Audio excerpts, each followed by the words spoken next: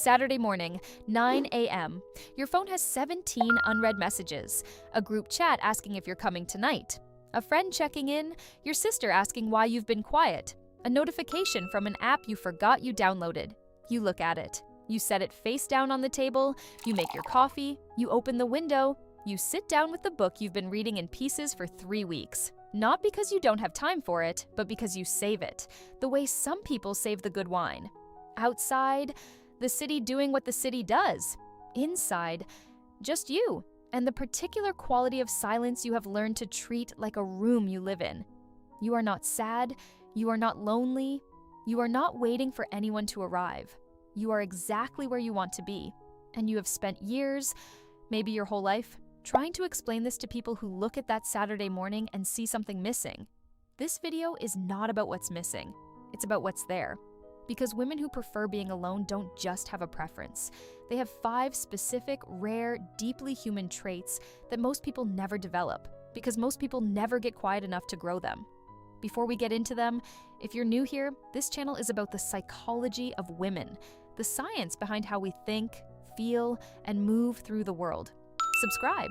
What's coming is worth staying for. Let's talk about you. Before we go further, one thing needs to be said clearly. Choosing to be alone and being trapped in loneliness are not the same thing. Loneliness is an ache. It's wanting connection and not having it. It shrinks you. It makes the silence feel like a punishment. What we're talking about is something completely different. Researchers call it positive solitude. Chosen aloneness that feels nourishing rather than depleting. You might miss people sometimes. You might want connection, but you don't feel erased without it. You feel more yourself because of it. If that's you, what we're describing today is not a wound. It's a wiring. And the 5 traits that come with it are not compensations for something broken. They are gifts that most people never discover because most people never give themselves enough quiet to find them. You went to a party last month. You stayed for 2 hours. You talked to people you liked. You laughed at the right moments. And then you said goodbye. Not because it was bad, but because you were done. You had reached the end of what felt genuine, and you weren't willing to stay for the performance that comes after. On the way home, you noticed something. You hadn't shifted. You hadn't become a different version of yourself in that room, quieter or louder, more agreeable, more guarded. You had just been yourself, and then you'd gone home to yourself. This is the first trait, what psychologists call self-continuity, a stable, settled sense of who you are that doesn't rearrange itself based on who's in the room. Research published in the Journal of Personality found that people who value solitude show significantly stronger self-continuity than those who rely heavily on social interaction for their sense of self. When your identity is built in quiet, in your own thoughts, your own values, your own unperformed moments, it becomes something the presence or absence of other people simply cannot move. You don't need the party to know who you are. You already know. And that knowledge, settled, unperformed, genuinely yours, is one of the rarest things a person can have. Something happened at work this week, something unfair, the kind of thing that sits in your chest and asks to be named. You didn't text anyone about it on the way home. You didn't call someone. You didn't open a chat and type, "You won't believe what just happened." You walked home the long way.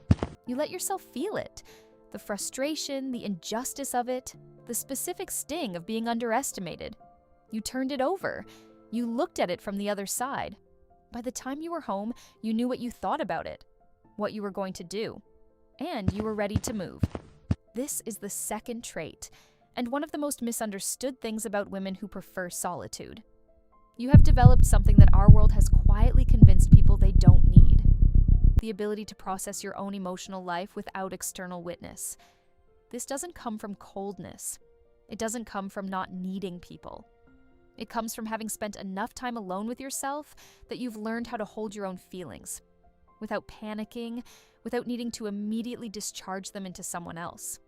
Research on emotional self-regulation consistently links time spent in positive solitude with stronger emotional awareness. The ability to name what you feel, understand where it's coming from, and choose how to respond rather than just react. You don't need to vent to feel heard. You have become through years of quiet practice, someone who can hear yourself. And that is a rarer and more powerful kind of emotional intelligence than most people realize. You once sat on a bench for 45 minutes and just thought, no phone, no podcast, no music. You weren't waiting for anyone. You weren't avoiding anything. You were following a thought that interested you, the way you follow a path in a forest, just to see where it goes.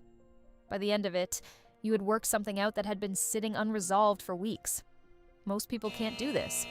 Not because they're less capable, but because they've never practiced it. They've filled every quiet moment with input for so long that silence now feels either threatening or empty. For you, silence is neither. It's a workspace, and your mind, when given room, is genuinely interesting to you. Researchers who study solitude and creativity have found something consistent. People who voluntarily choose time alone, as opposed to those who are alone because of social anxiety or avoidance, show significantly higher levels of creative ideation, not just artistic creativity. The kind that solves problems, connects ideas, generates original thinking. There's a specific personality type psychologists have identified called the autotelic personality, from the Greek for self-goal. People with this trait find internal experience genuinely rewarding in itself. They don't need an audience or an external outcome to make the thinking feel worthwhile. Those 45 minutes on the bench weren't wasted time.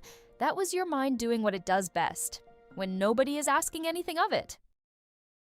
You have 3 friends, maybe 4 if you count someone you see twice a year, but pick up with every time like no time has passed.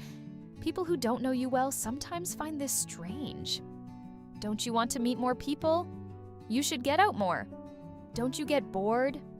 You don't. Because what you have with those 3 or 4 people is something that most people spend their whole social lives circling without ever arriving at: the experience of being genuinely known. You don't avoid connection. You have very high standards for it. You're not interested in connection that requires you to perform, to manage, to be a slightly different version of yourself.